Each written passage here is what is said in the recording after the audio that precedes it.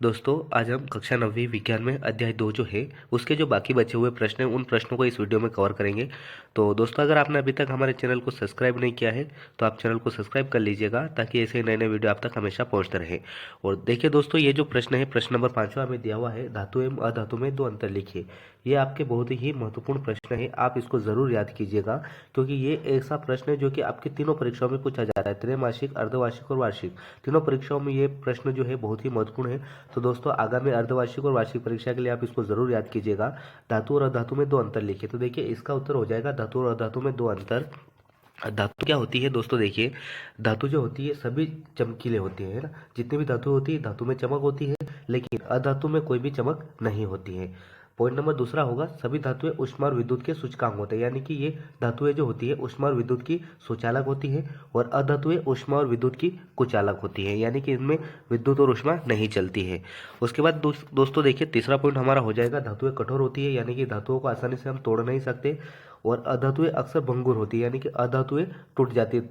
अधातुओं के ऊपर अगर हम दबाव डालेंगे तो ये धातुएं क्या होती है, अधातु जो होती है वो टूट जाती है, और धातुएं जो होती है वो कठोर होती है, ये आसानी से नहीं टूटती है।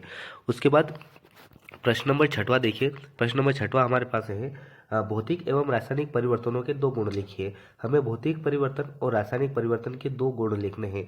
तो इसका उत्तर हो जाएगा दोस्तों, किसी भौतिक प्रणाली के किसी भी मापने योग्य गुण को हम भौतिक गुण कहते हैं जो उस प्रणाली की भौतिक अवस्था का सूचक है। इसके विपरीत वे गुण जो यह बताते हैं कि कोई वस्तु किसी रासायनिक अभिक्रिया में कैसा व्यवहार करती है वह रासायनिक गुण कहलाती है।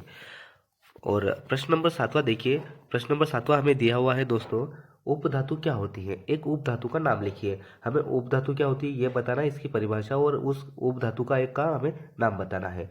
तो इसका उत्तर हो जाएगा, वे तत्व जिनमें धातु तथा अधातु दोनों के गुण पाए जाते हैं उन्हें हम उपधातु कहते हैं। उपधातु यानी कि मिश्र धातु, जिनमें धातु और अधातु दोनों के गुण मिलते हैं उन्हें हम उपधातु कहते हैं। जैसे कि बोरान, सिलिकॉन, ये क्या होती है, ये दोनों जो है उपधातु है। उसके बाद दोस्तों प्रश्न नंबर 8वां जो हमारे पास आ रहा है, प्रश्न नंबर 8वां बहुत ही महत्वपूर्ण प्रश्न है। ये भी दोस्तों आपके लिए बहुत महत्वपूर्ण है, ये भी तीनों परीक्षाओं में पूछा जाने वाला प्रश्न है, तो आप इसको भी जरूर से जरूर याद कीजिएगा।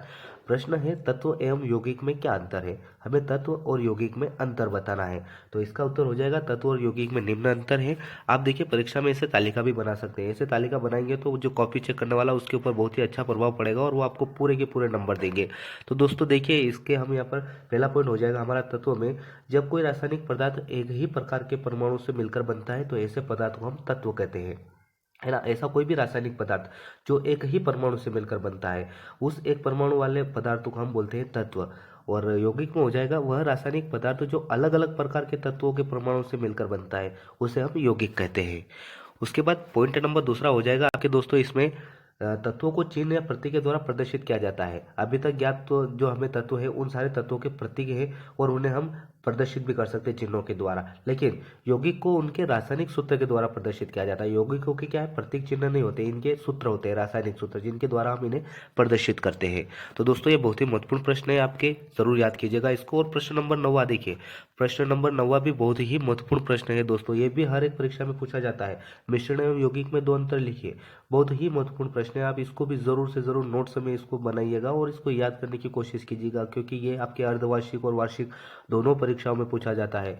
तो मिश्रण एवं यौगिक में दो अंतर दोस्तों, तो देखिए इसका उत्तर हो जाएगा, मिश्रण एवं यौगिक में निम्न अंतर है। अभी हमने तत्व और यौगिक के बारे में पढ़ा था और अब ये जो है यौगिक और मिश्रण के बारे में। तो देखिए दोस्तों इसका पहला पॉइंट हो जाएगा, यौगिक में उपस्थित परमाणु एक निश्चित संख्या में संयोग करते हैं।